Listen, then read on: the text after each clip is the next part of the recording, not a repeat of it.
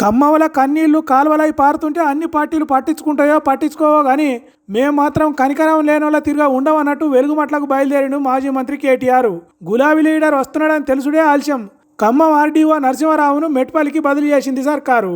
మరి అంత భయం ఎందుకో ఏమో కానీ కేటీఆర్ వెలుగుమట్లకు పోగానే జనాల ఏడుపులు ఆర్తనాదాలు ఆదుకొమ్మని అడిగే పిలుపులే ఎటు దిక్కు చూసినా. అన్నా కేటీఆర్ అన్న మమ్ములను ఈ సర్కారు అరిగోస పెడుతున్నది. కాన్పైన బాలింతలను బజారులో పడేసింది. కదల్లేని ముసలోళ్ళ మీద పోలీసుల కవాతులు చేయించింది. కన్న తల్లి తీరుగా చూసే సర్కారే కన్నమ్మ కష్టాలు పెడుతున్నది. ఇక మీరే మాకు దిక్కు కేటీఆర్ అన్న అని తమ గోడును ఎల్లబోసుకున్నారు. ఇక వాళ్ళతోనే వాళ్ళ నడుమిటనే కూర్చొని మీకేం కాదు, మిమ్మల్ని అందరినీ ఆదుకుంటాము, ఎంత దూరం అంటే అంత దూరం కొట్లాడతామన్నట్టు చెప్పిండు కేటీఆర్.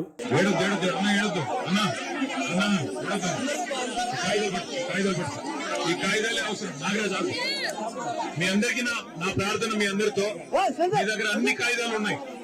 మీకు ప్రభుత్వమే ఇచ్చిన పట్టాలు, భూదాన్ బోర్డు ఇచ్చిన పట్టాలు, భూదాన్ అంటే ప్రభుత్వమే ఇచ్చిన పట్టాలు మీ కాడ ఉన్నాయి. ఉత్తగా కొట్లాడుడే కాదు, కొత్త ఇండ్లు కట్టించి గృహప్రవేశాలు కూడా చేయించే బాధ్యత మాదని కొండంత ధైర్యాన్ని ఇచ్చిండు. ఇందిరమ్మ రాజ్యం ఇందిరమ్మ రాజ్యం అన్నారు. ఇందిరమ్మ రాజ్యం అంటే ఇల్లు కూడా కట్టడం. ఇలా ఏ ఓట్లు లేవు. నేను రాజకీయం కోసం రాలా. కేసీఆర్ సార్ చెప్పాడు, మీకు చెప్పమన్నాడు కేసీఆర్ సార్. మళ్ళీ మీకు ఇదే వెలుగుమట్లలో ఇదే జాగలో మీకు ఇల్లు కట్టించి మళ్ళీ గృహప్రవేశం కూడా మేమే చేయాలి.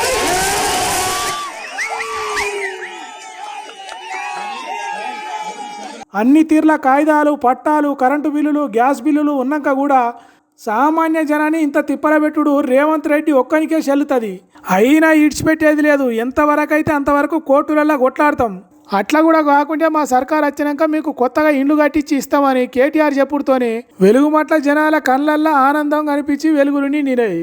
మరి ఈ దెబ్బతోని వెలుగుమట్ల జనాల జోలికి రాకుండా సర్కార్ ఉంటుందా, లేకుంటే ఇండ్లు కోల్పోయిన వాళ్ళకు ఇందిరమ్మ ఇండ్లు కట్టించి ఇస్తామని తప్పును సరి చేసుకుంటుందా అనేది ముందు చూడాలి.